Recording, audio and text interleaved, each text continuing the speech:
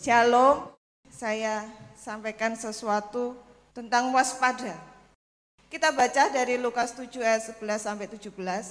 Kemudian Yesus pergi ke suatu kota yang bernama Nain. Murid-muridnya pergi bersama-sama dengan dia dan juga orang banyak menyertainya berbondong-bondong. Setelah ia dekat pintu gerbang kota, ada orang mati diusung keluar, anak laki-laki, anak tunggal ibunya yang sudah janda, dan banyak orang dari kota itu menyertai janda itu.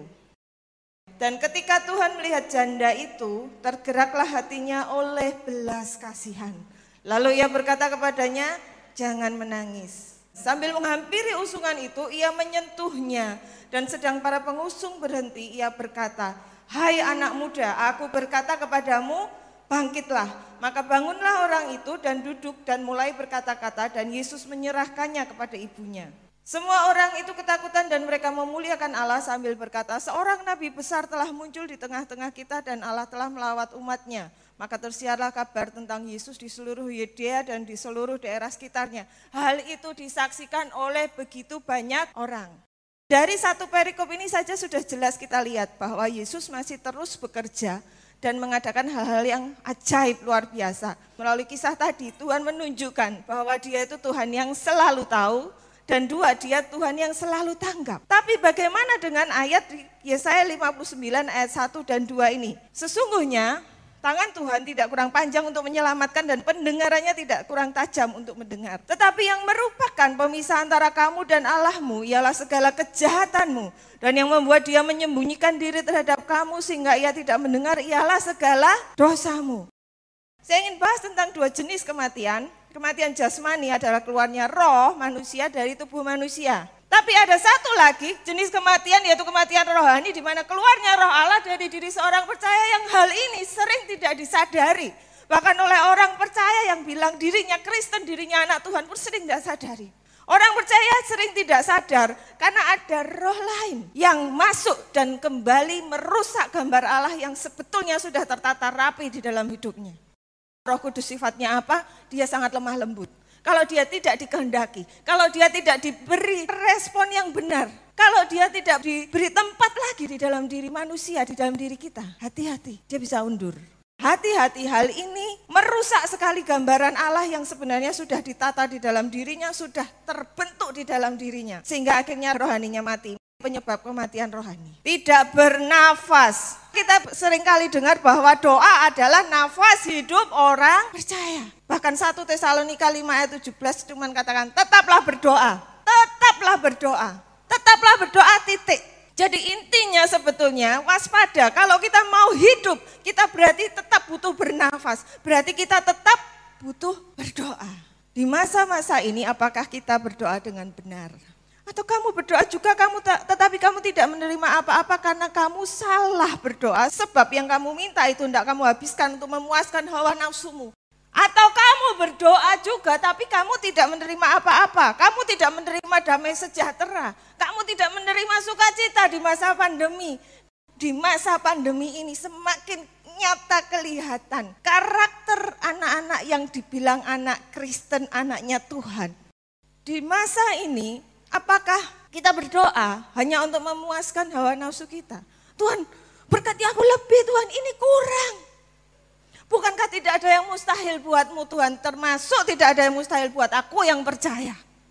Berkati aku lipat kali ganda Tuhan. Tuhan berkatilah aku. Nanti kalau aku diberkati aku akan tetap memberi ke gereja lebih lagi. Itu tawaranku Tuhan. Tapi kalau berkatku kurang, aku stop ke gereja. Pemberianku ke gereja aku stop. Kita mesti waspada di dalam kondisi seperti ini. Memang mungkin kita berdoa. Apakah di rumah engkau tetap berdoa syafaat? Seperti waktu engkau di gedung gereja. Apakah engkau hanya berdoa syafaat untuk dirimu, untuk keuanganmu, untuk ekonomimu, untuk masalahmu. Dan lupa bersyafaat bagi yang lain. Panggilan bila mana orang itu berdoa atau tidak. Itu akan kelihatan di setiap masa. Bukan hanya kelihatan di dalam gedung gereja. Tapi ingat loh, Tuhan itu tahu. Saya ingin ingatkan kembali sekali lagi. Hai orang-orang yang suka berdoa. Sudahkah engkau berdoa dengan benar di masa susah ini? Tetapkah engkau berdoa untuk orang-orang lain? Masih banyak yang kondisinya lebih turun, lebih buruk daripada kita. Apakah kita masih ada hati yang tergerak untuk berdoa? Apakah masih ada hati yang tergerak untuk menyelamatkan jiwa? Jangan sampai panggilan Tuhan atas diri kita jadi teralihkan karena pandemi ini. Ada penyakit dalam penyebab kedua. Tuhan menciptakan kita, sebetulnya itu fungsinya baik semua. Di dalam Kolose 1 ayat 16 dikatakan, sebab oleh Dia segala sesuatu yang ada di surga dan di bumi diciptakan, yang kelihatan dan yang tidak kelihatan, baik tahta, kekuasaan, pemerintah maupun penguasa, segala sesuatu telah diciptakan melalui Dia dan untuk Dia. Sebetulnya kita hidup bukan untuk diri kita sendiri.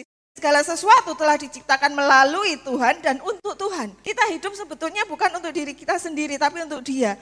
Dan tujuannya memberi yang terbaik untuk Dia. Kalau Tuhan sudah izinkan badai COVID ini terjadi di seluruh muka bumi, kita tetap harus hidup untuk Tuhan. Tujuan penciptaan. Dalam Roma 11 ayat 36, sebab segala sesuatu adalah dari Dia dan oleh Dia dan kepada Dia. Bagi Dialah kemuliaan sampai selama-lamanya. Adanya penyakit dalam atau gagal fungsi, jadi ya kita harusnya berfungsi untuk memuliakan Tuhan melalui apa saja yang kita lakukan, apa saja yang kita katakan, apa saja yang kita pikirkan dan membuahkan hasil dari pikiran kita, dari pekerjaan kita misalnya. Itu gagal fungsinya, tidak lagi peduli hal-hal rohani. Yang diperdulikan hanya hal-hal jasmani, kedagingan, suka hal-hal yang berbau menyenangkan daging saja. Dipuji orang, hati-hati. Pujian, hormat, kemuliaan bagi Tuhan, bukan bagi daging kita. Sudahkah pujian penyembahan kita itu benar-benar memuliakan Tuhan atau hanya untuk sensasi diri kita sendiri? Hidup untuk memuliakan Tuhan. Melalui segala hal yang bisa kita lakukan. Melalui apa yang Tuhan sudah berikan. Tidak ada satupun hasil buah pikiranmu sendiri. Kalau engkau di dalam Tuhan, masih bisa berkarya di saat-saat ini dan masih bisa memperoleh hasil di saat-saat ini. Itu juga berkatnya Tuhan loh. Tuhan juga mau ada masa depan buat kita. Jangan tidak peduli lagi dengan hal-hal rohani. Hormati Tuhan dalam hidup kita. Semasa kita tidak bisa untuk datang ke gedung ibadah, mesti kita waspadai, benarkah diri kita masih menghormati Tuhan, masih suka berdoa, masih suka memuji, menyembah dalam ibadah yang mungkin bisa Bapak Ibu lihat lewat handphone atau TV smart Anda. Jangan sampai kita terlalu enjoy dengan jam kosong kita. Jam kosong di rumah mungkin sudah leyeh-leyeh. Oh puji Tuhan, penghasilan hari ini cuman berkurang sekian, masih seperti normal. Ingat, ada bagian Tuhan di situ loh. Jadi tolong waspada hal ini, jangan sampai ada penyakit kronis dalam rohani kita. Sehingga berujung pada kematian rohani kita yang tanpa kita sadari roh Tuhan itu undur. Bukankah Kejadian 3 ayat 9 dikatakan Tuhan Allah memanggil manusia itu dan berfirman kepadanya, di manakah engkau? Ingat waktu Adam Hawa jatuh dalam dosa, sebetulnya Tuhan pun tanya kepada kita, di manakah pengertian kita tentang posisi Tuhan dalam hidup kita yang seharusnya Dia di atas. Dia semakin besar dalam diri kita di tengah-tengah zaman seperti ini. Jangan sampai Yohanes 15 ayat 6 terjadi. Barang siapa tidak tinggal di dalam aku, ia dibuang keluar seperti ranting dan menjadi kering. Kemudian dikumpulkan orang dan dicampakkan ke dalam api dan lalu dibakar. Bila kita tidak bersatu dengan Tuhan, bila kita tidak dalam lingkup roh Tuhan yang penuh kuasa, penuh kasih, penuh kekudusan itu, jangan sampai ada roh lain yang merasuk dalam diri kita dan mengakibatkan kita semakin mundur dari hadapan Tuhan, dari hadirat Tuhan. Tuhan memberkati.